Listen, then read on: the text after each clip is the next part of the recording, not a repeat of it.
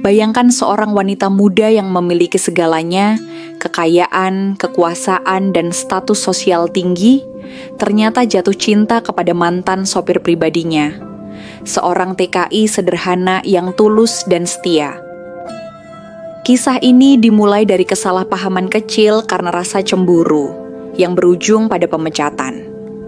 Tapi siapa sangka, luka itu justru membuka pintu takdir menuju cinta sejati.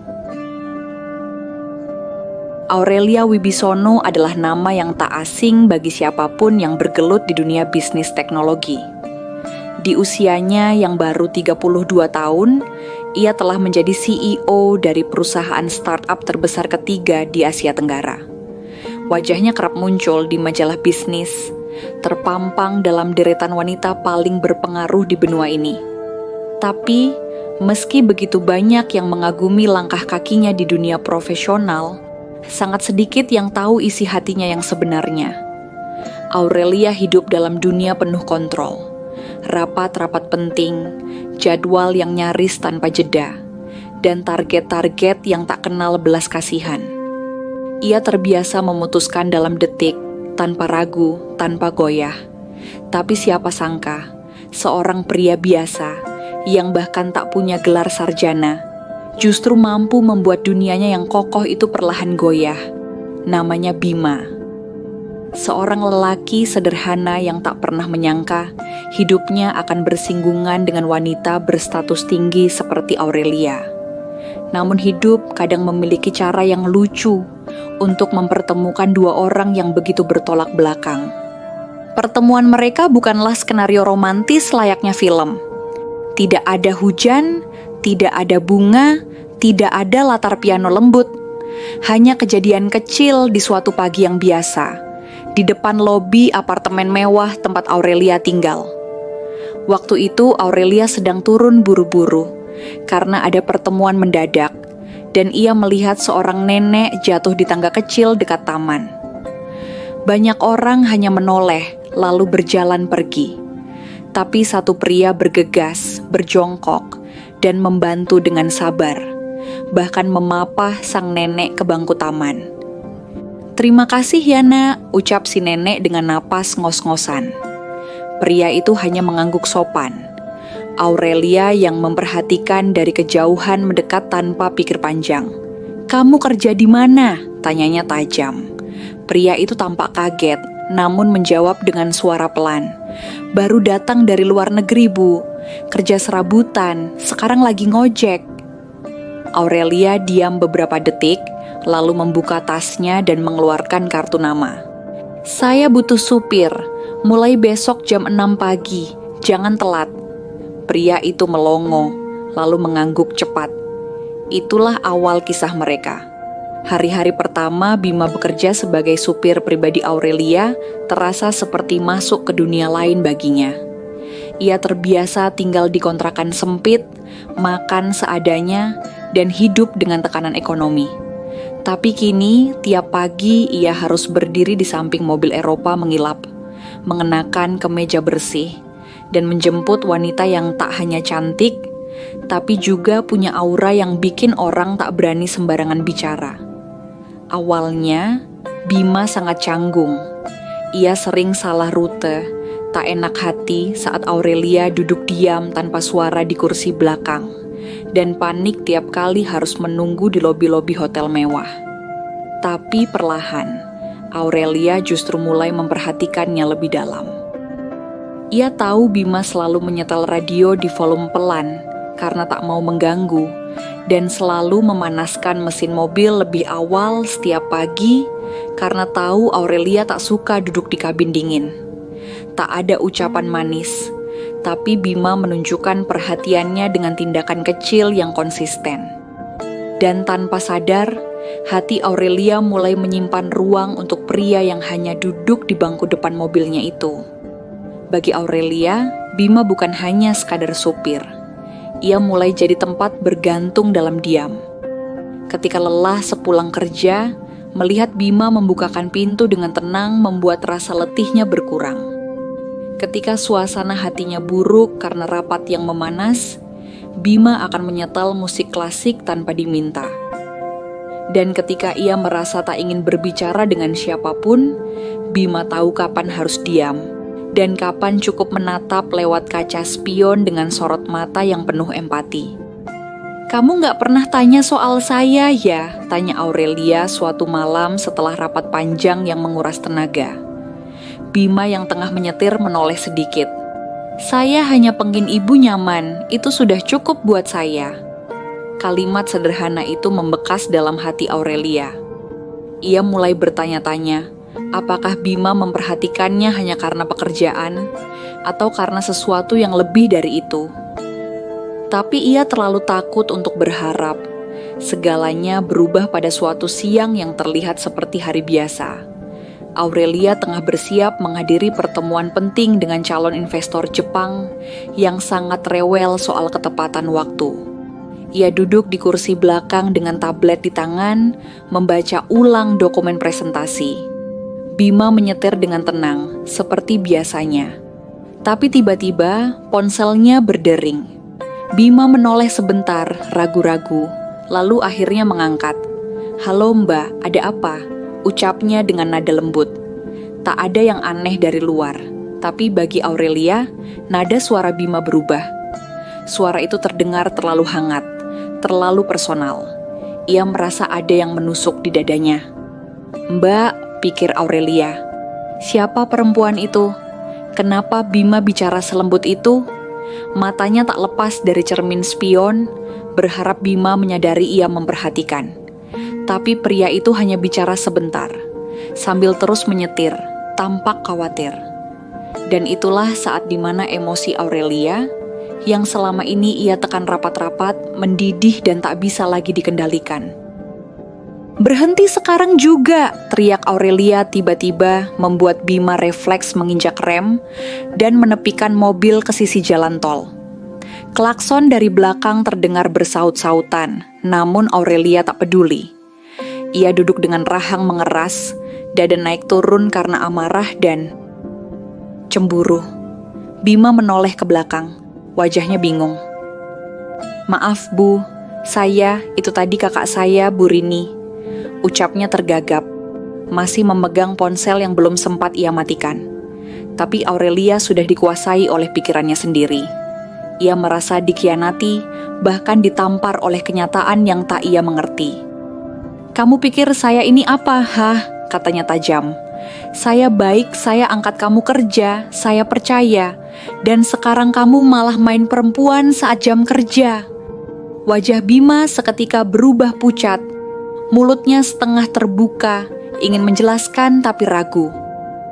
Ia tak tahu bagaimana menjelaskan bahwa suara lembut yang didengar Aurelia tadi adalah suara perempuan yang telah ia anggap seperti ibu sendiri, kakaknya. Aurelia melangkah keluar dari mobil, membuka pintu depan dengan kasar. "Keluar, sekarang juga," perintahnya. Suara bergetar, bukan hanya karena marah, tapi karena dadanya terasa sesak oleh rasa kecewa yang ia sendiri tak mengerti sepenuhnya. Bima menatapnya bingung. Ia berdiri pelan dari kursi supir, berdiri di pinggir jalan dengan mata memohon. "Bu, dengarkan saya dulu. Saya nggak bohong, itu kakak saya yang tinggal di kontrakan. Dia panik karena ibu saya diseragen masuk rumah sakit lagi." Tapi Aurelia mengangkat tangan, menghentikan kalimat itu. "Cukup Bima, saya nggak mau dengar alasan. Kamu sudah tidak kerja untuk saya lagi." Hatinya sakit, dan mungkin itu sebabnya ia memilih mengusir daripada mengakui bahwa ia cemburu. Lebih mudah menyalahkan orang lain daripada menyelami luka sendiri. Dan disinilah mereka berdua berdiri di tepi jalan. Tak ada yang benar-benar salah, tapi dua hati yang tak mampu bicara dengan jujur. Bima menunduk, pelan-pelan berjalan menjauh dari mobil. Di tangan kanannya masih tergenggam erat ponsel yang tadi ia gunakan untuk bicara. Dari layar, nama Mbak Rini masih terpampang, dan suara perempuan itu masih terdengar samar dari speaker. "Bim, kamu masih dengerin? Ini soal ibu." Tapi Bima menonaktifkannya. Ia tak punya tenaga untuk bicara sekarang. Hatinya remuk. Dipecat sudah cukup menyakitkan. Tapi yang lebih menghantamnya adalah tatapan curiga dari wanita yang diam-diam ia hormati dan kagumi selama ini. Ia tak tahu bahwa Aurelia mendadak menangis dalam mobil. Ia menggenggam setir keras-keras, menggigit bibir agar tak mengeluarkan suara. Dalam benaknya, ia menyumpahi dirinya sendiri. "Bodoh, kamu bodoh banget, Lia," katanya pada bayangannya di cermin mobil. Ia marah karena kehilangan kendali, karena rasa cinta yang selama ini ia kubur dalam-dalam, akhirnya menyembur dalam bentuk yang paling memalukan, cemburu buta. Hari-hari setelah kejadian itu berlalu dengan lambat, seperti waktu enggan bergerak. Aurelia tetap datang ke kantor, tetap memimpin rapat, tetap tampil dengan makeup sempurna dan jas berpotongan mahal. Tapi tak ada yang tahu bahwa setiap pagi ia merasa kehilangan sesuatu. Supir barunya bekerja rapi, bahkan lebih efisien, tapi tidak ada senyuman lembut, tidak ada kalimat sederhana seperti, "Mau dibelikan kopi dulu, Bu?" Atau, "Kalau macet, saya tahu jalan pintas." Semua terasa mekanis. Setiap kali Aurelia melihat ke kaca spion depan, ia berharap melihat mata Bima yang diam-diam memperhatikannya. Tapi bayangan itu tak pernah datang lagi. Bahkan di rumah, ia duduk lama menatap ponselnya, menggulir daftar kontak, berhenti di huruf B. Ia tak pernah menyimpan nama lengkap Bima, hanya Bima, supir. Tapi itu sudah cukup untuk membuat hatinya mencelos setiap kali melihatnya. Ia mencoba menelepon, lalu membatalkannya berkali-kali. Aurelia tahu dirinya salah, tapi egonya terlalu besar untuk langsung meminta maaf. Maka ia melakukan sesuatu yang lebih diam-diam. Ia menghubungi divisi HR di perusahaannya, meminta data kontrak Bima dengan dalih audit. Dari sana ia tahu alamat tempat tinggal kakaknya, Mbak Rini, yang terdaftar sebagai kontak darurat. Ia datang sendiri ke sana, menyamar dengan kacamata gelap dan pakaian sederhana. Rumah kontrakan kecil itu terletak di gang sempit, dengan jemuran bergelantungan dan aroma sayur lodeh dari dapur tetangga. Seorang perempuan kurus membuka pintu, wajahnya lelah tapi ramah. "Maaf, saya Aurelia. Saya mantan atasannya Bima," mata Rini langsung berkaca-kaca. "Oh, Bu Aurelia, Mas Bima cerita soal ibu. Dia nggak enak hati diusir gitu aja." Aurelia menunduk dalam-dalam. "Saya minta maaf, Mbak. Itu salah paham. Saya kira dia pacaran diam-diam saat jam kerja." Mbak Rini hanya tersenyum kecil. "Mas Bima mana pernah mikirin pacaran, Bu. Dia cuma mikirin ibu kami. Sekarang pulang ke Sragen. Ibu masuk rumah sakit lagi." Kata-kata itu menampar hati Aurelia lebih keras daripada semua teriakan yang pernah ia keluarkan di rapat-rapat kantor. Keesokan paginya, setelah tak bisa tidur semalaman, Aurelia akhirnya mengambil keputusan yang mungkin terdengar gila bagi seorang CEO sekelas dirinya. Ia memutuskan untuk menyusul Bima ke Sragen. Sebuah keputusan yang bahkan tak ia beritahu pada asistennya, apalagi pada tim media yang biasa mengatur segala kepergiannya. Ia hanya menyuruh sopir barunya mengantar sampai ke stasiun, lalu sisanya ia tempuh sendiri. Ia naik kereta ekonomi, duduk di dekat jendela, menatap sawah dan pegunungan yang selama ini hanya ia lihat di wallpaper layar laptop. Pikirannya melayang-layang, mencoba merangkai kalimat, mencoba menebak seperti apa reaksi Bima jika tiba-tiba ia muncul di hadapannya. Sesekali ia membuka ponsel, mencari nama Bima, dan sekali lagi menghapus niat untuk menghubunginya lebih dulu. Kalau dia menolak dengar penjelasanku, itu hak dia. Bisiknya sendiri, mencoba menenangkan debar jantungnya yang tak pernah secepat ini, bahkan saat hendak menandatangani kontrak $1 juta. Setiba di Sragen, ia menyewa ojek dan menyusuri jalan-jalan desa yang asing baginya. Jalanan berlubang, rumah-rumah kayu berdiri berderet, dan suara ayam jantan bersahutan di kejauhan. Rasanya seperti memasuki dunia lain. Orang-orang menatapnya dengan heran. Perempuan muda berkulit putih bersih dengan ransel kecil dan sepatu kulit mengilap tentu bukan pemandangan yang biasa di desa ini. Tapi Aurelia tak peduli. Ia menunjukkan alamat yang ia dapat dari Rini kepada seorang ibu penjual gorengan. Dan wanita itu mengangguk sambil menunjuk ke arah gang sempit di ujung. Itu rumahnya Bu Karti. Anaknya, Bima, lagi di rumah. Baru pulang 2 hari lalu. Jantung Aurelia berdentum keras. Ia berjalan pelan, langkahnya terasa berat. Dan di depan sebuah rumah sederhana berdinding kayu dan beratap seng yang sudah berkarat, ia berhenti. Ada seorang pria di teras, sedang menyapu daun-daun kering sambil sesekali menyeka keringat dari dahinya. Dan saat pria itu menoleh, mata mereka bertemu. Dunia seperti berhenti sejenak. Bima berdiri terpaku, matanya melebar, menyipit sedikit karena silau matahari, mencoba memastikan bahwa sosok di depannya bukan ilusi. Bu Aurelia, gumamnya pelan, nyaris tak percaya. Aurelia tersenyum kikuk, menurunkan tas kecil dari pundaknya. "Hai Bima," katanya pelan. Suara itu yang biasanya tegas dan penuh wibawa, kini terdengar goyah dan lembut, seolah tak yakin ia pantas berada di sini. Bima masih berdiri kaku, menyeka tangannya ke celana panjang lusuhnya, lalu mendekat 2 langkah. "Kok ibu bisa kesini?" tanyanya perlahan. Aurelia menunduk, menarik napas panjang. "Aku mau minta maaf," katanya akhirnya. "Aku salah paham. Aku salah menuduh kamu. Aku cemburu. Tapi aku sendiri gak ngerti kenapa aku merasa sesakit itu waktu dengar kamu bicara sama perempuan lain." Suara Aurelia mulai bergetar. "Dan aku sadar, aku bukan marah karena kamu langgar aturan kerja, tapi karena aku merasa kehilangan kamu." Kata-kata itu menggantung di udara, seperti kabut tipis yang membuat udara jadi lebih dingin. Bima tidak langsung menjawab. Ia menunduk lama, menatap bayangan kakinya sendiri di tanah. Dari dalam rumah, terdengar suara batuk tua dan samar-samar TV menyala. Ia memutar badan dan berkata, "Ibu, saya tidur." "Mau duduk dulu, Bu?"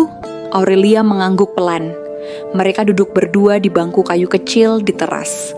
Angin sore berhembus lembut, menggoyangkan tirai tipis di jendela. "Saya nggak marah sama ibu," kata Bima akhirnya. "Saya cuman kaget. Saya kira ibu tahu bahwa saya nggak akan mungkin nyakitin orang yang udah bantu saya dari nol."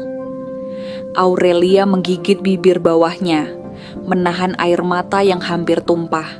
"Aku terlalu sering hidup di dunia di mana semua orang pura-pura, Bim. Jadi saat ada seseorang yang jujur, aku malah curiga." Bima mengangguk pelan. "Saya ngerti, Bu, dunia ibu beda jauh sama dunia saya. Tapi saya selalu berusaha ada di samping ibu. Walau saya sadar, mungkin gak pernah cukup layak." Aurelia menoleh cepat. "Jangan bilang kamu gak layak, Bima. Kamu orang paling jujur yang pernah aku kenal." Mereka terdiam lama, hanya mendengar suara angin dan gesekan pohon bambu di belakang rumah. Aurelia akhirnya memecah keheningan dengan suara yang nyaris seperti bisikan.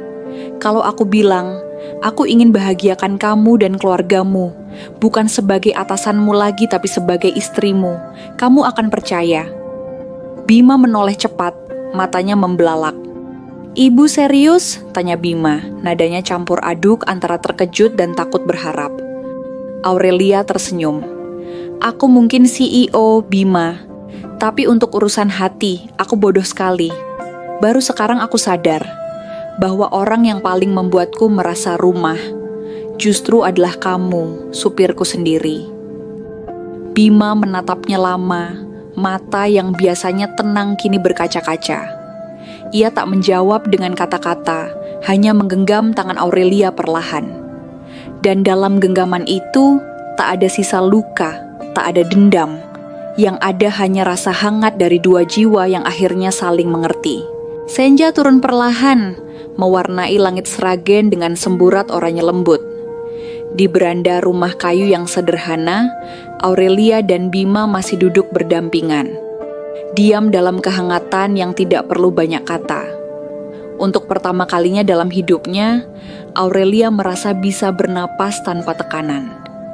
Tak ada suara notifikasi rapat, tak ada ponsel yang berbunyi setiap 5 menit, tak ada laporan saham atau dokumen merger. Hanya ada suara jangkrik, aroma tanah yang baru disiram, dan satu orang lelaki yang kini terasa lebih berharga dari seluruh portofolio perusahaannya. "Aku belum pernah merasa tenang seperti ini," ucap Aurelia pelan, menatap halaman depan yang penuh daun jati kering. Bima tersenyum kecil. "Hidup di desa memang sederhana, Bu, tapi justru itu yang bikin semua terasa nyata." Kata-kata itu menampar lembut kesadaran Aurelia. Ia sadar, selama ini ia dikejar oleh ambisi dan prestise, sampai-sampai lupa caranya menikmati hal-hal kecil, seperti duduk di sore hari dan mendengarkan suara alam bersama orang yang ia sayangi. Bima mulai menceritakan kehidupannya, hal-hal yang selama ini tak pernah terucap selama bekerja di Jakarta.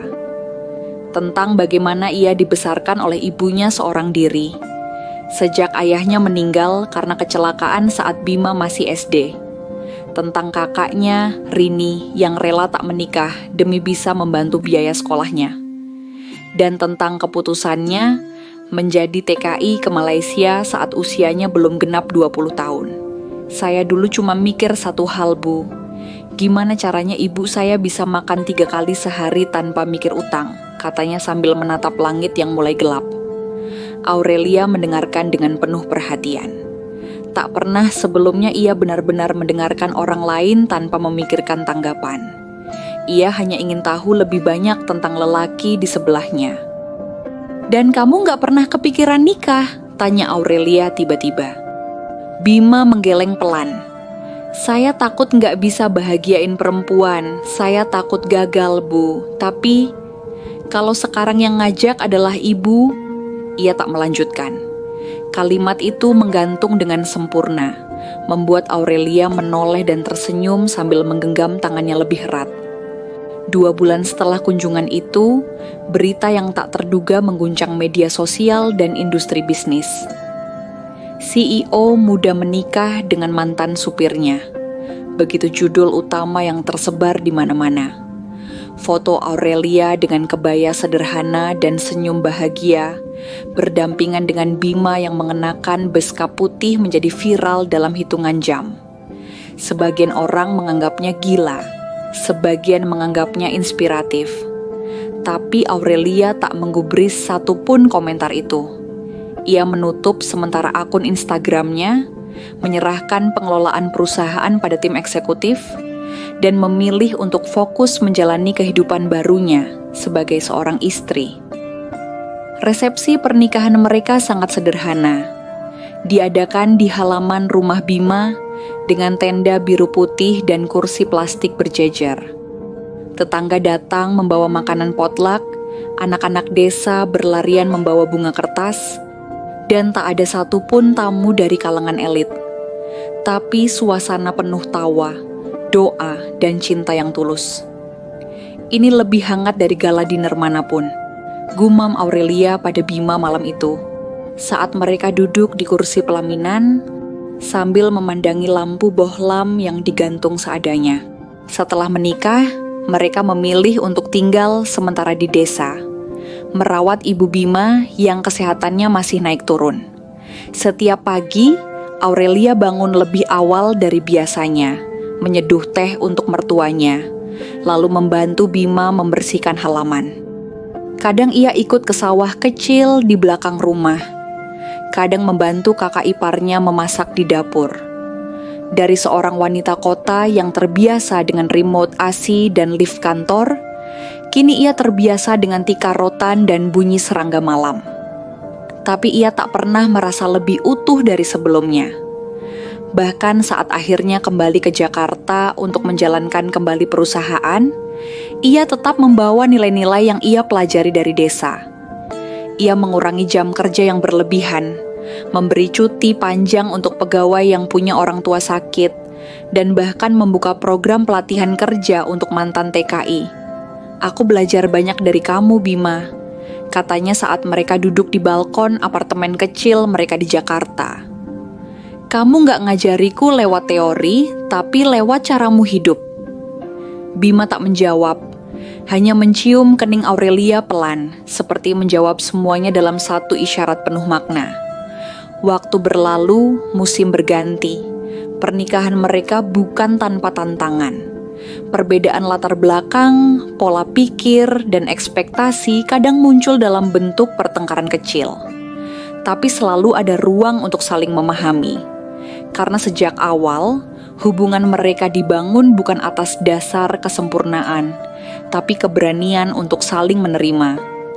Aurelia belajar menurunkan egonya, belajar bahwa cinta tidak harus selalu menang. Sementara Bima belajar untuk percaya bahwa ia pantas dicintai, pantas untuk berdiri sejajar dengan wanita yang dulu hanya ia lihat dari kaca spion. Dalam banyak hal mereka tumbuh bersama. Dan di akhir hari, saat semua lampu padam dan dunia kembali sunyi, mereka tahu bahwa mereka telah memilih jalan yang benar. Jalan yang awalnya tampak salah arah karena satu panggilan telepon, tapi justru membuka pintu menuju cinta yang sesungguhnya. Cinta yang tumbuh dari rasa salah, tapi bertahan karena keikhlasan.